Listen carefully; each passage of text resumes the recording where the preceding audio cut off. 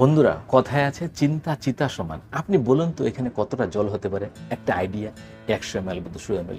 আসলে কি জানেন তো, পরিমাপ না করে এটাকে কেউ সঠিক বলতে পারে না যে কতটা জল আছে। কিন্তু যদি আপনাকে বলে কেউ যে এই জলটাকে, এই গ্লাসটাকে তুমি 5 মিনিট ধরে রাখো এইভাবে, হাত থেকে নামাবে না কোথাও, একভাবে ধরে রাখো, তাহলে আপনার হাত কি প্রতিক্রিয়া দেবে? যদি কেউ বলে 1 ঘন্টা ধরে রাখতে আপনাকে, তাহলে আপনার হাত কি প্রতিক্রিয়া করবে? এবং যদি আপনাকে কেউ বলে যে 24 ঘন্টা এটাকে এইভাবে ধরে রাখো, তুমি হাত থেকে নামাতে পারবে না, তাহলে কি আপনি জানেন আপনার হাতটা কি হবে?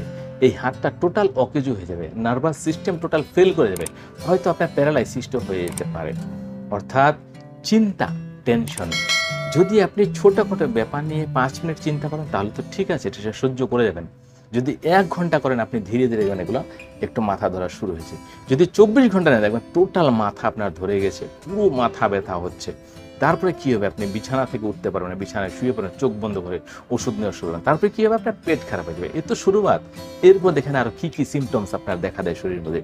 এই করে আপনার এই চিন্তাতে আপনি চিতার মধ্যে চলে যাবেন। অর্থাৎ চিন্তা নয়, দুশ্চিন্তা নয়, আপনি ভগবানের নাম করুন।